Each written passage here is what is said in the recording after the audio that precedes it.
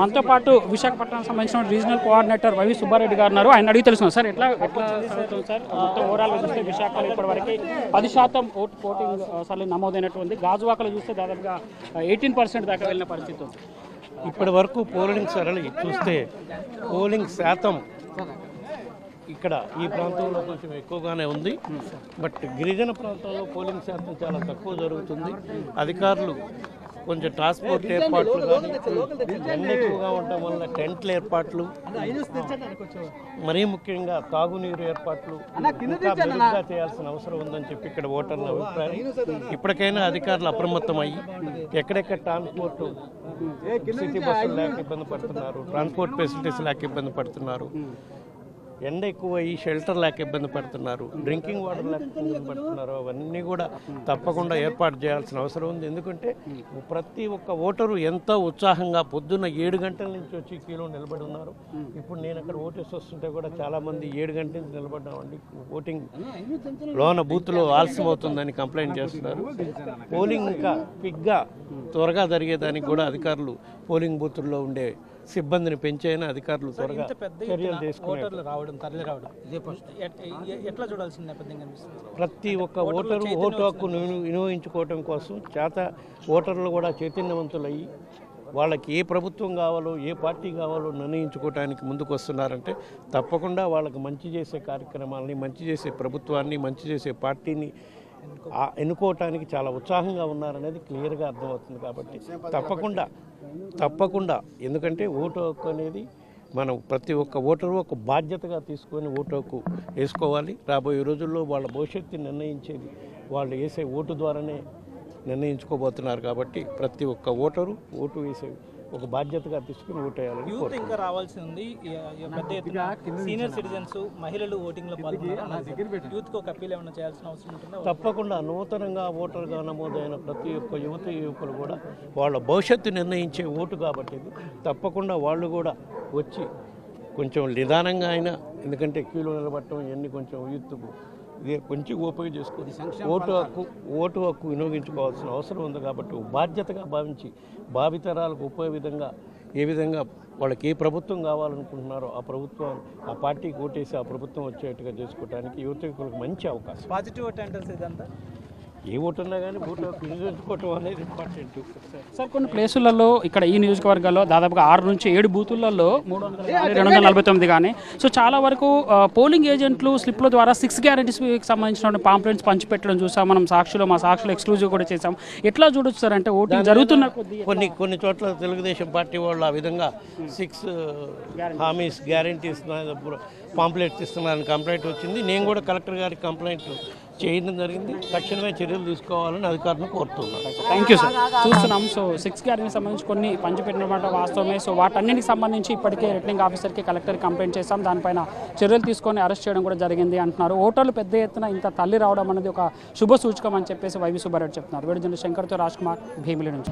ఒక ప్రత్యేకమైన ఎన్నికల్లో ఒక ప్రత్యేకత తప్పకుండా జగన్మోహన్ రెడ్డిని ఆశీర్వదిస్తారు. మళ్ళీ ముఖ్యమంత్రిగా వారు వస్తారు. వారు తప్పకుండా ఇచ్చిన మాట నిలబెట్టుకుంటే ఇంకా పెద్ద ఎత్తున ఈ రాష్ట్రంలో మరి వ్యక్తి ఎవరైతే ఉన్నారో రాష్ట్ర ప్రజానికం వారి తాలూకా జీవన విధానాన్ని పెద్ద ఎత్తున మార్పు చేస్తూ వారి ఆర్థిక పరిస్థితి మెరుగుపరుస్తూ వారి పిల్లా పాపకి విద్యలో ఒక నూతన అధ్యాయాన్ని ఎప్పుడు దేశంలో లేని విధంగా ఆయన తీస్తున్న ప్రయత్నం తప్పకుండా సఫలీకృతం అవుతారని ఆశిస్తున్నాను. అయితే ఎన్నికల్లో చూశాను ఎప్పుడు లేని విధంగా కొన్ని పత్రికలు, కొంతమంది వ్యక్తులు కొన్ని ఫాల్స్ ఫేక్ దీన్ని మీడియాని ఉన్న టెక్నాలజీని ఆశ్రయించుకొని లేనిపోయిన సృష్టించి రాజకీయ లబ్ధి పొందామని ప్రయత్నం చేసిన సందర్భాలు. ఉదాహరణకి ల్యాండ్ టైటిల్ యాక్ట్ కానీ లేదు అంటే ఏదైతే ఇస్తున్న లబ్ధాలకు ఇస్తున్న డీబీటీలో వాటిలో చేసిన ప్రయత్నాలు కానీ ఎంతెందుకండి ఎంత అనైతికం అంటే నిన్న రోజున వాట్సాప్లో ఒక మెసేజ్ పంపించారు. నేను వచ్చి పార్టీకి రాజీనామా చేశాను, నాది తక్షణం అంగీకరించండి అని చెప్పి ఎంత దౌర్భాగ్యం అండి, ఎంత ధైర్యం అండి ఆ వ్యక్తులకి, పంపించిన వ్యక్తులకి. ఇలాంటివి నేను మళ్ళీ సిపికి రాత్రి వచ్చి కంప్లైంట్ చేసి 23 ఛానల్స్కి వచ్చి చెప్పి ఏంటి ఇదంతా నాందని అని చెప్పినంత అనే పరిస్థితి జరిగింది. అంటే ఆలోచించండి ఈ విధంగా ఉన్నదనేది. నేను అదే చూద్దాను, ఇది ఇలాంటి సాంప్రదాయ ఎన్నికల్లో మంచిది కాదు. ప్రజలు ముందాక వారు చేసిన పని చెప్పుకొని ఆ కూటమి గెలుచుకోవాలి, కానీ ఇలాంటి తప్పుడు ప్రచారాలు, తప్పుడు విధానాలు, తప్పుడు కార్యక్రమాలు చేస్తూ ఎంతకాలం ప్రజలను వచ్చి మీరు తప్పు పెడతారు. ఇది చాలా తప్పు అని చెప్పింది మనం చేస్తూ ఇంకా సాయంత్రం 6 వరకు ఉంది కాబట్టి ప్రతి ఒక్కరూ కూడా ఓటమి వినియోగించుకోవాలని, ఈ రాష్ట్ర సభ్యులతో మీరు కూడా భాగస్వాములు కావాలని అందరినీ కోరుకుంటున్నాను. ఎన్నికలు జరగడానికి 24 గంటల ముందు ప్రశాంత్ కిషోర్ చేసిన వ్యాఖ్యలు మీరు ఎలా చూస్తున్నారు? ఏంటి సార్ ప్రశాంత్ కిషోర్ నేను చూశాను, ఆయన వ్యాఖ్యల్ని నేను ఏదో కామెంట్ చేశానని. నేను ఇప్పటికీ స్టేగా అవుతున్నా. ఆయన మా పార్టీ తరఫున ఆయన వచ్చి ప్రయత్నం చేసినప్పుడు, ఇప్పుడు ప్రయత్నం చేసినప్పుడు ఆయన లాజిక్ లేటో, ఆయన జిమిక్ లేటో, ఆయన వ్యవహారం లేటో మాకు పూర్తిగా ఆయన సంగతి తెలిసిపోతుంది. ఎన్నికలంటే ప్రజాసంబద్ధంగా సిస్టంలో వెళ్ళాలి, కానీ సిస్టమ్ డివోట్ చేసి సిస్టమ్ చేతిలో తీసుకుని ప్రజలు మొబిలిటీ చేద్దామంటే ఎంతకాలం కొనకూడదు. అందుకే ఆ రోజు కూడా మా ముఖ్యమంత్రి గారు కరాఖండిగా ఏదైనా నేను నాకు అభిప్రాయాన్ని, నేను నమ్మకాన్ని, నా అమ్మగారిని ఒమ్ము చేయకుండా ఏదైనా చెప్తుంటాను తప్ప మీరు ఇచ్చిన సలహాని సూచనని బ్లంట్గా పాటించడానికి తయారు కదని చెప్పాడు. నేను రోజు చూశాను ఆయన తర్వాత కామెంట్స్. ఎంతసేపు ఆ టీవీలో ముఖ్యమంత్రి కానీ నన్ను ఆడిపోతున్న తప్పింకే ఉంది.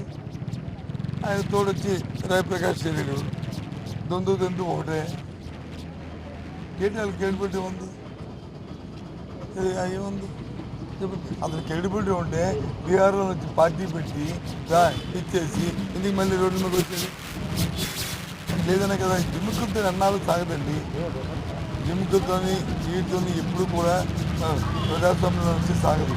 ఎప్పుడు కూడా వార్తతో దగ్గరగా ఉంటేనే ప్రతి జగన్మోహన్ వచ్చిన తర్వాత ఇంకా రాబోయే ప్రభుత్వాలు ఏదైనా ఇచ్చిన మాట నిలబెట్టుకుంటేనే మనకు, ఎట్టుకు మాట నిలబెట్టకపోతే మనకు లేదు అనేది కరాఖండికి తెచ్చారు జగన్మోహన్. Okay sir,